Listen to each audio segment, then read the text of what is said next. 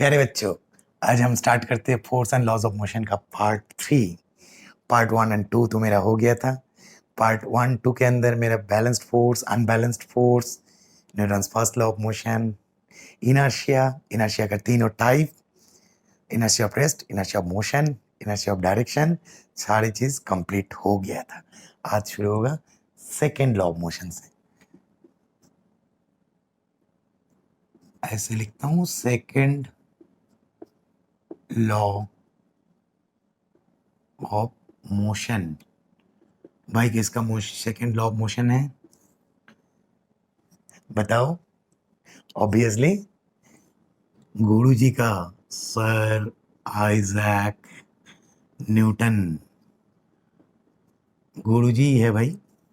Physics में कोई भी चीज छोड़ के नहीं गया है। पता नहीं, बहुत कुछ छोड़ा हुआ है। चाहो तो आप लोग भी बन सकते हैं। मेरे से और पॉसिबल नहीं है, लेकिन आप लोगों से पॉसिबल है। Second law of motion. अब सेकेंड लॉ ऑफ मोशन में पहले मैं स्टेटमेंट में आ जाता हूं। Rate of change of momentum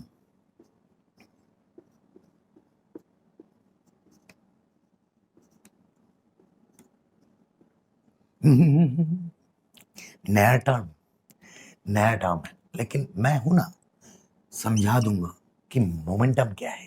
पहले लिख लेने दो। Rate of change of momentum is directly proportional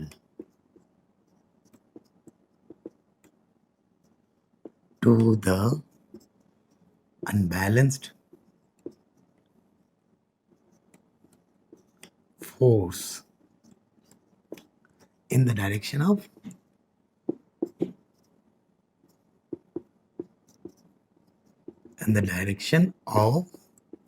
the force. अब यहाँ पे आपको क्या प्रॉब्लम क्या आ रहा है? मोमेंटम का। और क्या? और तो कुछ आना नहीं चाहिए। अनबैलेंस तो पहले भी बताया मैंने। चलो और एक बार बता दूंगा। Unbalanced direction of force, force के डायरेक्शन में हो रहे। तो अब मैं लिख लेता हूं। F is directly proportional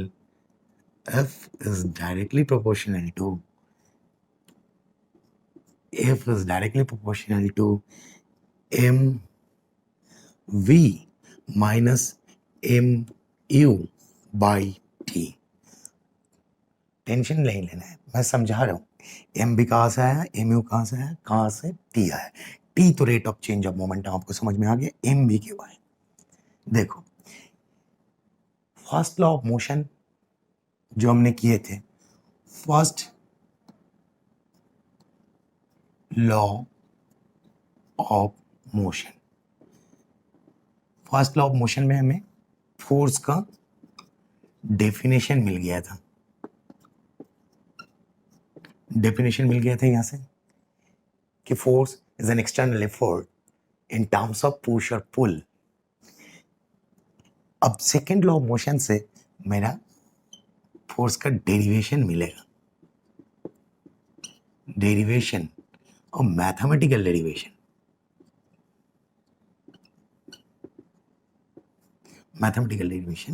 यहां से मिल जाएगा। डेफिनेशन यहां से मिला और डेरिवेशन सेकेंड लॉ से मिल रहा है। और एक चीज क्या था कि गैलीलियो गैलीली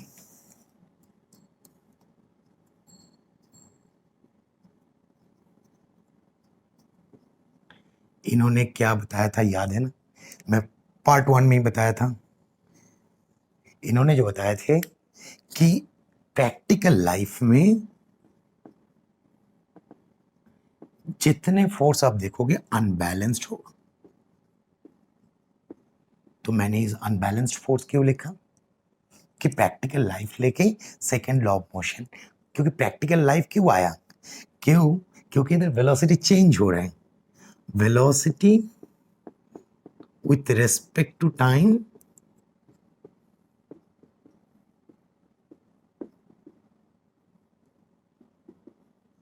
चेंज हो रहा है।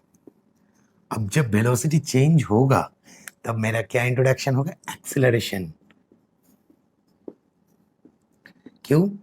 Time rate of change of velocity is called acceleration. v minus u by t जब वेलोसिटी आपको चेंज होगा, this is the acceleration, acceleration a is equal to v minus u by t, ये हमें पता था। तो अब जब अनबैलेंस्ड फोर्स लोगे तब भी ये चीज होगा। अगर बैलेंस्ड फोर्स था तो कोई स्टोरी नहीं था, अनबैलेंस्ड फोर्स है तो वेलोसिटी का नाम आ जाएगा, एक्सेलरेशन आ जाएगा। जब आपका अनबैलेंस्ड फोर्स नहीं था, फर्स्ट लॉ ऑफ मोशन आपको मैथमेटिकल डेरिवेशन दे नहीं पाया था, इसलिए जो गुरुजी है सेकेंड लॉ लेके आए और सेकेंड लॉ से उन्होंने फोर्स का मैथमेटिकल डेरिवेशन निकाल लिया। और इस चीज के लिए उन्होंने हेल्प लिया मोमेंटम एक टर्म का। क्यों लिया? क्योंकि प्रैक्टिकल लाइफ से बात हो रहा है, ये देखो प्रैक्टिकल लाइफ से बात हो रहा है, तो उन्होंने प्रैक्टिकल लाइफ में कुछ चेंजेस देख पाए थे। इसलिए किस टाइप का चेंजेस? मान लो एक ट्रक, ये ट्रक है, ट्रक एक जगह पे रुका हुआ है। अब ट्रक का मास कितना होता है? बहुत ज्यादा।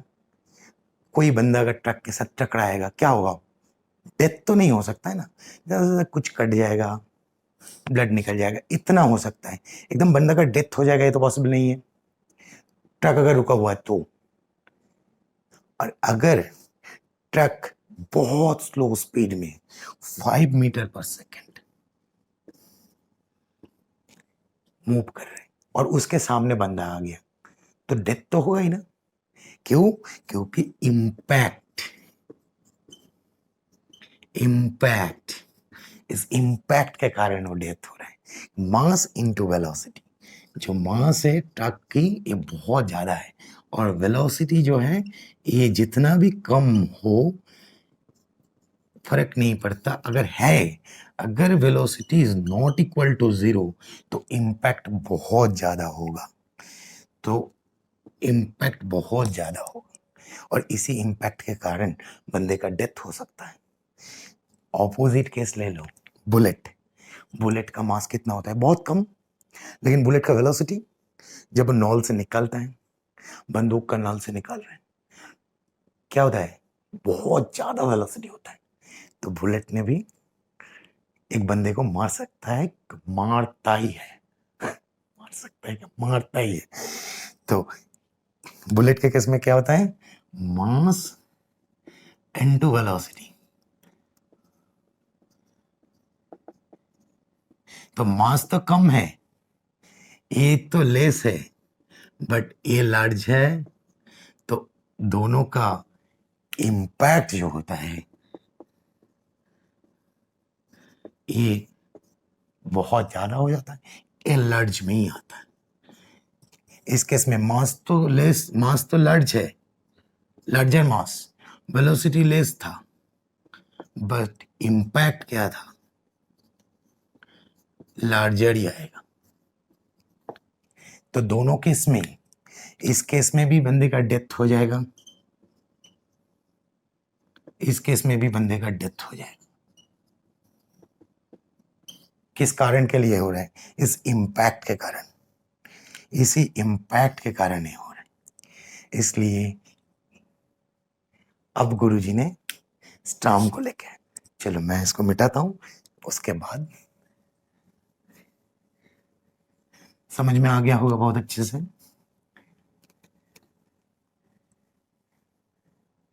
इसको भी मिटा देता हूं। वीडियो को अगर कुछ प्रॉब्लम है तो वीडियो को रिवर्स में लेके जाओ, दोबारा देखो, समझ में आ जाएगा सब कुछ।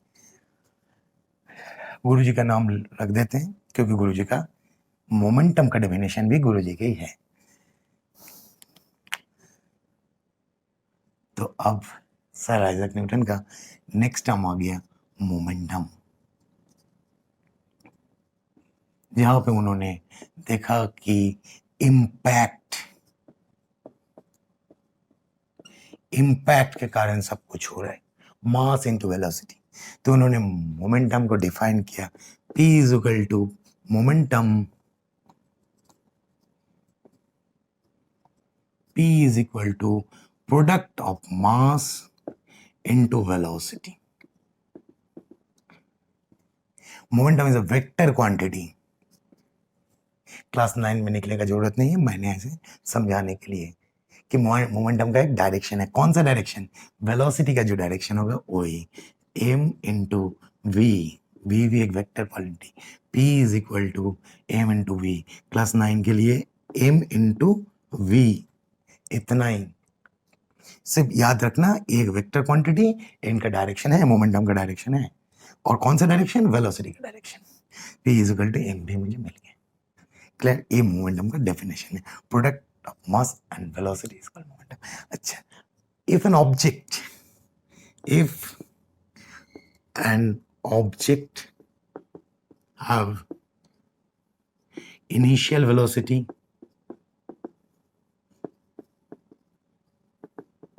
is equal to u, then momentum कितना होगा? p1 is equal to mu. If an object have final velocity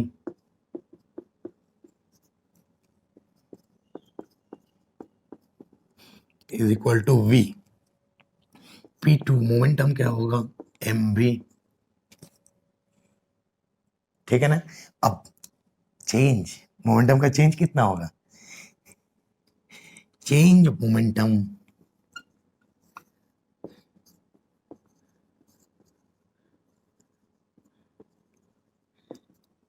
mv minus mu, rate of change of momentum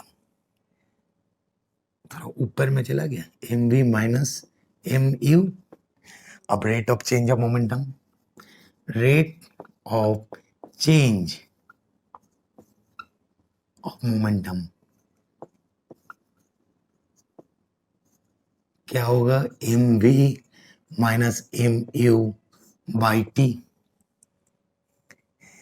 F is directly proportional to mv minus mu by t। यहां से मेरा आ गया था E। Clear हो गया? अब मैं मिटा देता हूं इसको। यहां से मैं फोर्स का डेफिनेशन लाऊंगा, फिर सेकेंड लॉ ऑफ मोशन से।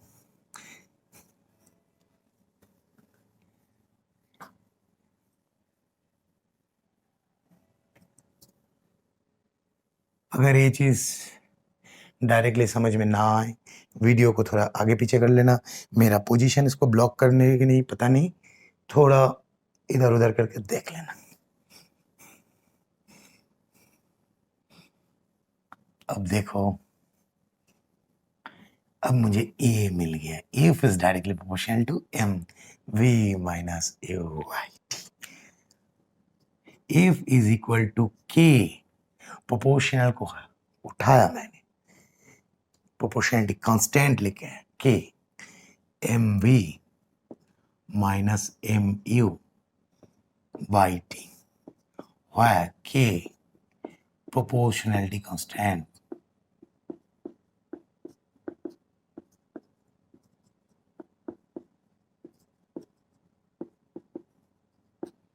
ठीक है? अब क्या करना है मुझे? v माइनस के m v minus u by t time rate of change of velocity, v final velocity minus initial velocity by time is k m, this is acceleration. f is equal to मुझे मिल गया, ये है formula, but k आ गया। अब k को हटाने के लिए बहुत इजी है, क्या करना है? If f is equal to 1, consider कर लो, m is equal to 1 and a is equal to 1। इसका मतलब क्या है? अगर आप 1 न्यूटन, ऐसा यूनिट में जा रहा हूं, अगर आपने 1 न्यूटन फोर्स अप्लाई किए होंगे, 1 न्यूटन फोर्स अप्लाई किए हैं कोई ऑब्जेक्ट के ऊपर, इफ 1 न्यूटन फोर्स अप्लाई किए हैं कोई एक ऑब्जेक्ट के ऊपर जिसका मास है 1 kg एंड एक्सेलरेशन है 1, एक्सेलरेशन मिल जाएगा आपको 1 मीटर पर सेकेंड स्क्वायर। ये आपको तब क्या हो जाएगा? k is equal to 1। तो आप इस इक्वेशन में k का वैल्यू 1 पुट कर दो, इस इक्वेशन में आप k का वैल्यू 1 पुट कर दो, आपको क्या मिल जाएगा, f is equal to 1 into m into a, f is equal to m a। ये मेरा सेकेंड लॉ ऑफ मोशन से जो मैथमेटिकल डेरिवेशन करके जो फॉर्मूला निकालना था ये निकल गया। ए फिजिकल टू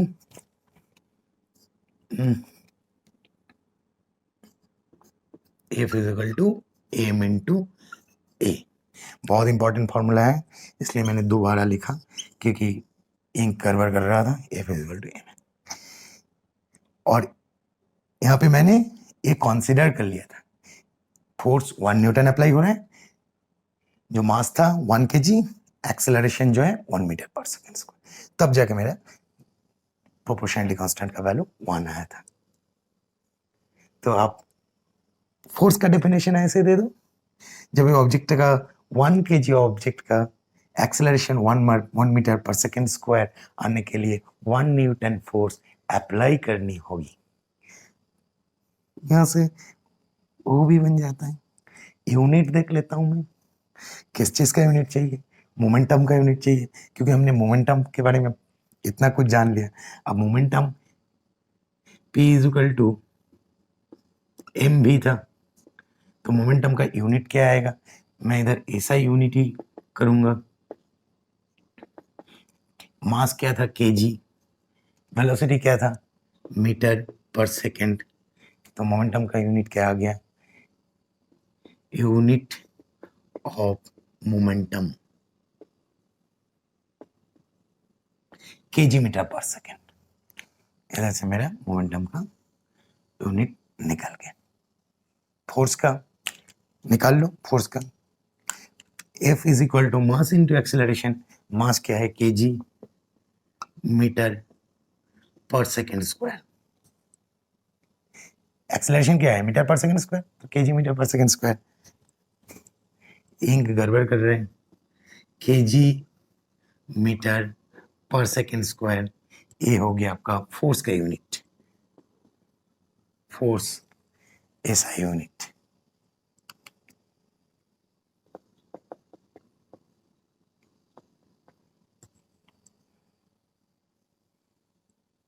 ये भी मेरा कंप्लीट हो गया। अब इस फर्स्ट लॉ ऑफ मोशन से, सेकेंड लॉ ऑफ मोशन से मैं कैसे फर्स्ट लॉ ऑफ मोशन में जा सकता हूं, चलो देखते हैं। इस जगह पे दिखा देते हैं, सेकेंड लॉ ऑफ मोशन से फर्स्ट लॉ,